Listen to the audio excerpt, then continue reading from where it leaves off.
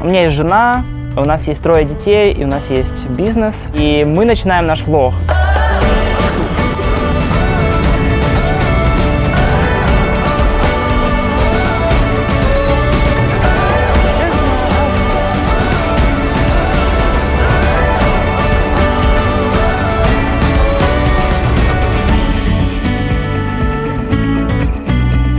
Серф на Бали – это, конечно, просто улет.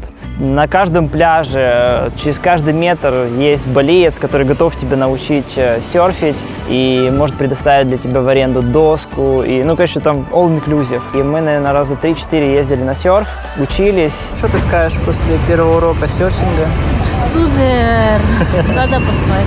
Да, значит, в чем еще особенность серфа на Бали? Это длина волны, потому что пляж, он очень пологий, не сразу идет в глубину, и когда волна формируется, она идет до берега очень долго. Ты сидишь на доске, в воде и, оглядываясь назад, ждешь эту волну. Когда инструктор тебе говорит: все, давай, это она, и у тебя есть один шанс встать на ноги в правильную позу и начать серфить.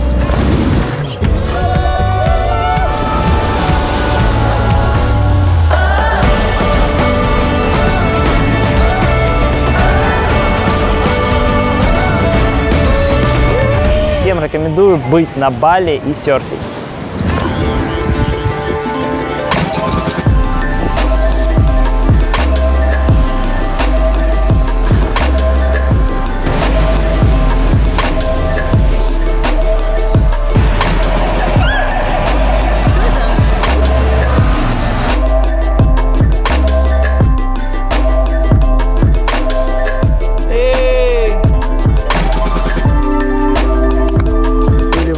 Там.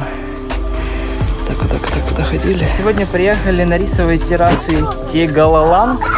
И у них вообще уникальная система полива. С гор река течет, распределяется по каждому полю, чтобы везде равномерно было много воды.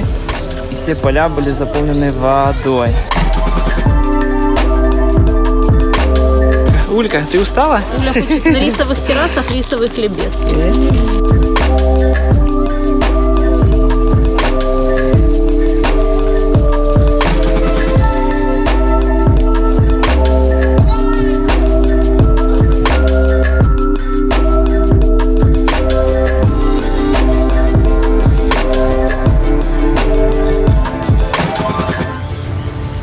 Я думаю, что если ехать на Бали, то обязательно брать виллу с бассейном. Без бассейна смысла нет вообще ехать на Бали, мне кажется, потому что купались мы в основном в бассейне, не в океане. С детьми очень сложно купаться в океане, там такие волны, они не сильно большие, но они постоянные и как-то зачерпывают еще песок. В общем, дети были не рады абсолютно, поэтому мы буквально пару раз там купались в океане, в остальное время мы купались в бассейне.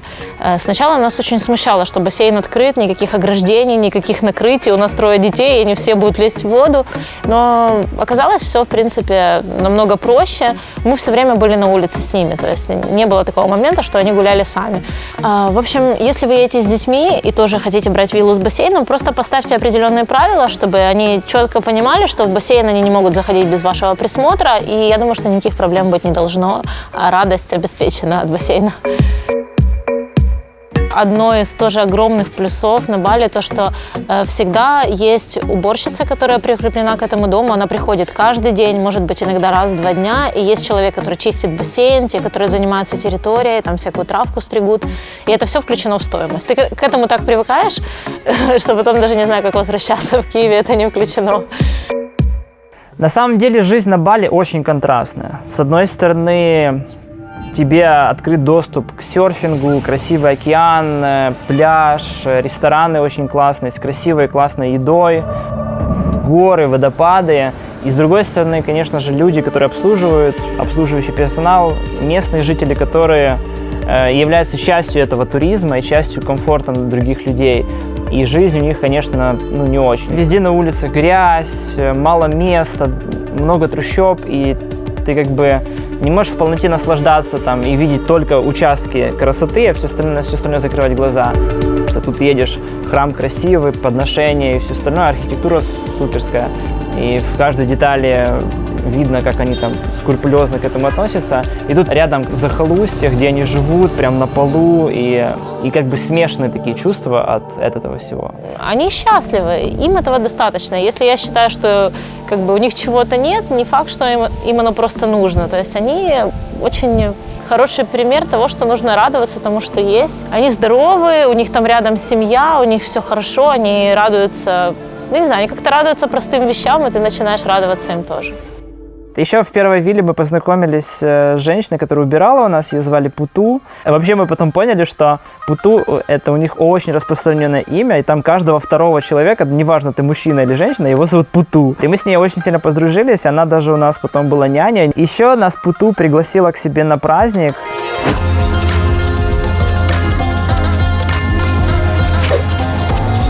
Что-то типа как Новый год, у нас очень большой праздник, когда собираются все семьи.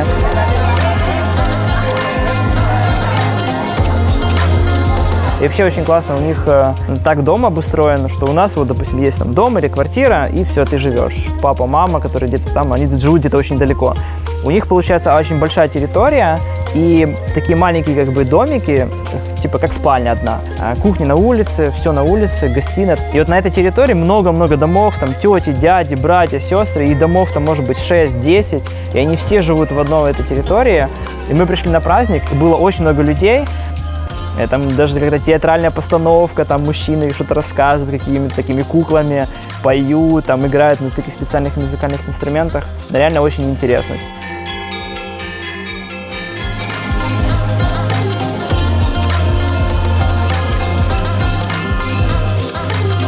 Ты понимаешь, что люди живут совершенно в другом измерении, с другой культурой, с другим пониманием.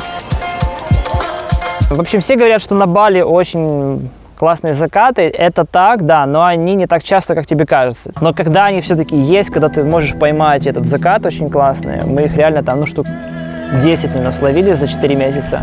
Это просто потрясающе. Каждые 2 минуты небо просто меняется в красках, и это все бликует на отражение океана. Ну, реально это стоит, чтобы сюда приехать. И, жизнь состоит не только из будней, из каких-то проблем, из вызовов. Она состоит иногда из вот таких вот моментов, когда ты понимаешь, что самое ценное, самое классное рядом с тобой – это твоя семья, твои близкие, твои дети. И ты ради этого живешь, ради этого ты иногда страдаешь, пашешь на работе. Вот. Но они должны быть, эти моменты в твоей жизни. Есть 3-5 парней, которые постоянно за тобой ходят и хотят почистить твой багажник. Я их била палкой по попке. Такое ощущение, что какой-то апокалипсис, все сели на мопеды и текают от какого-то цунами. Да, нет, заново.